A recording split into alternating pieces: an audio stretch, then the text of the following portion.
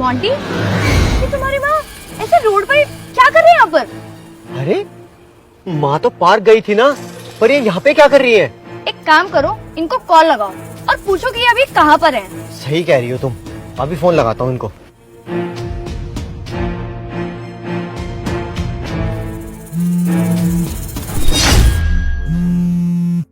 मेरे बेटे का फोन इस टाइम? ये मुझे फोन क्यों कर रहा है? हेलो हेलो माँ, कहाँ पर हो तुम? सुबह तो तेरे को बताकर गई थी कि मैं पार्क जा रही हूँ, फिर मैं कहाँ जाऊंगी? अच्छा पार्क गई थी, पर आपकी साइड से शोर कैसा आ रहा है? अच्छा शोर?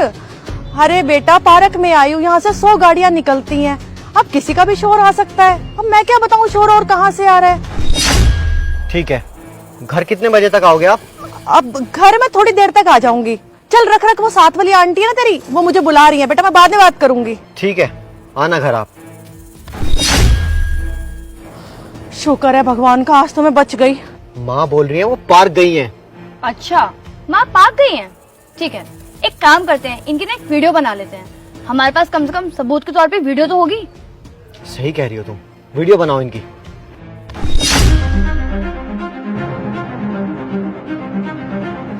चलो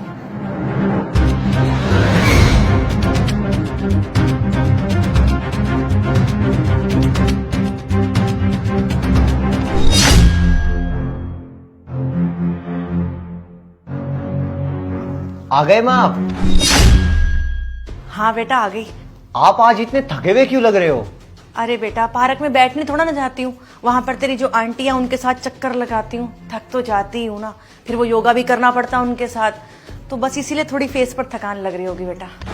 अच्छा, आप मुझे एक बात बताओ, आप पूरा दिन ये पार्क में 4-5 घंटे करते क्या हो?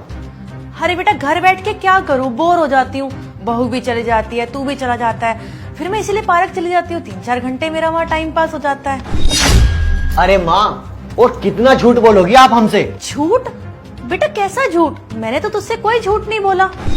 माँ, हम दोनों ने आपको मजदूरों की तरह बाहर मजदूरी करते देखा है। ये क्या बोल रहे हो तुम दोनों? मुझे तो कुछ समझ नहीं आ रहा है। मुझे पता था आप अपना सच ना ऐसे नहीं कबूलेंगी, इसलिए मैंने आपकी वीडियो बना ली थी। ये देखिए। आप हमें एक बात बताओ, जब मैं आपको टाइम पे खाना दे रहा हूँ, टाइम पे दवाइयाँ दे रहा हूँ, सब कुछ तो मिल रहा है आपको इस घर में, फिर आपको क्या जरूरत है बाहर जाके मजदूरों की तरह मजदूरी करने की? हैं? एक बात बताओ, सोसाइटी वाले देखेंगे तो क्या सोचेंगे हमारे बारे में? इनका बेटा इतनी अच्छी नौकरी करता है, इतने पैसे कमाता है, फिर भी इनकी माँ बाहर जाके मजदूरों की तरह मजदूरी कर रही है। अरे सोसाइटी में क्या इज्जत रह जाएगी हमारी? मुझे तो लगता है ना माँ, आपको ना हमेशा मुझे हर जगह नीचा दिखवाना है। वो तो अच्छा है कि सोसाइटी में से आपको किसी ने देखा नहीं, हमारी नजर आप पे पड़ गई और हमने आपको कॉल करके घर पे बुला लिया। अगर आपको किसी ने देख लिया होता तो क्या सोचते लोग आपके बारे में कि आपके बहू बेटी इतनी अच्छी पोस्ट पर है, इतना अच्छा पैसा कमाते हैं, उसके बाद भी आपसे मजदूरी करवाते हैं। अरे आपको अपनी इज्जत का ख्याल नहीं है, कम से कम अपनी बेटी की इज्जत का ख्याल तो कर लिया होता आपने। हाँ बोला मैंने तुम दोनों से झूठ, तो क्या करती? तुम दोनों ने मजबूर किया मुझे झूठ बोलने पे। ये क्या बकवास कर रही हो माँ? आपको क्या जरूरत है ये सब करने की? अरे तुम दोनों कभी मुझसे ये पूछते हो कि माँ तुम्हें कुछ खाना है, तुम्हें कुछ पीना है, तुम्हारे लिए कुछ लाए? अरे हमेशा तुम दोनों एक दूसरे में मस्त रहते हो, तुम दोनों ये भूल चुके हो कि कोई माँ नाम की चीज भी इस घर में रहती है।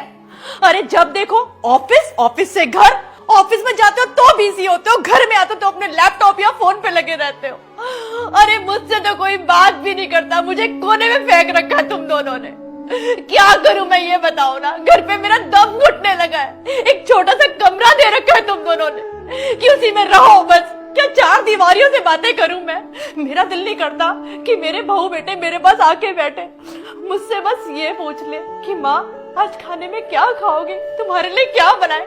अरे तुम दोनों से मैंने ये उम्मीद नहीं करी थी कि तुम दोनों कभी मुझे पूछोगे नहीं। और मैंने अपने बेटे की शादी तुझसे इसलिए करवाई थी कि मेरी बहू आएगी तो मेरे साथ बैठेगी तो बातें करेगी।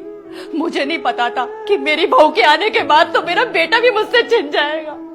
अरे निकम्मे, तेरे पापा के जाने के बाद मैंने तुझे कैसे पाला है, तू जानता है क्या? तू मेरा एहसान ना कभी जिंदगी में नहीं चुका सकता। और हाँ, करती हूँ मैं बाहर काम, तुझे पता है क्यों करती हूँ? क्योंकि तू मुझे कभी भी खर्चे के पैसे नहीं देता। मेरी जरूरतें कहाँ से पूरी होंगी? अरे मेरा भी दिल करता है कि मैं कुछ खा लूं, कुछ अपने लिए ले लूं। अरे तुम दोनों कभी नहीं पूछते कि माँ कुछ खाने का दिल है तुम्हारे लिए ले आए।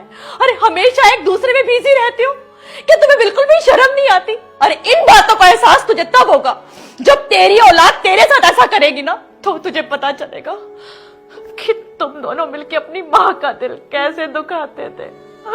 अरे मैं तो बहुत ज्यादा दुखी हो गई थी, खर्चा नहीं मिल पा रहा था। तुम दोनों को बोलने से अच्छा मैंने सोचा कि 4-5 घंटे जाके मजदूरी कर लूं, क्योंकि तुम दोनों तो कभी मेरी बात सुनते ही नहीं हो।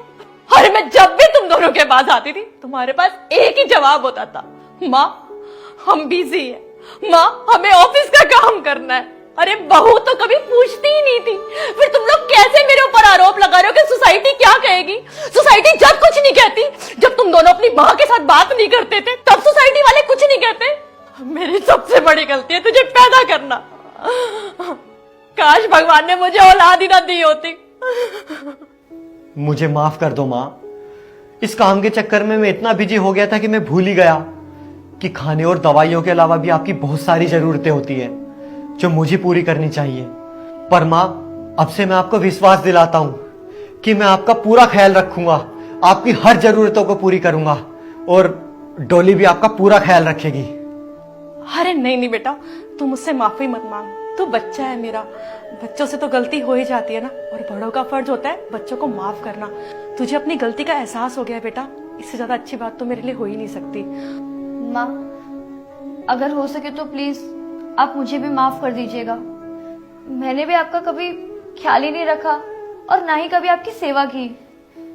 और माँ मैं आपको यकीन दिलाती हूँ कि हम आगे से कभी ये गलती दोहराएंगे नहीं और आपको पूरा समय देंगे। बस आप माफ कर दीजिए हमें। बहू, तू मेरी बहू नहीं है बेटा, तू मेरी बेटी है। और मैं तो कभी तुझसे नाराज थी ही नहीं। बस मुझे तुम दोनों से नाराजगी सिर्फ इस बात की थी कि तुम दोनों मुझे टाइम नहीं देते हो। मैं सारा दिन घर पे अकेली रहती हूँ और बाहर काम भी मैं इसीलिए करने जाती थी। पर आज के बाद मैं कहीं नहीं जाऊंगी। आज के बाद मैं अपने बहू बेटे के साथ या घर पे रहूंगी। आ जाओ मेरे बच्चों।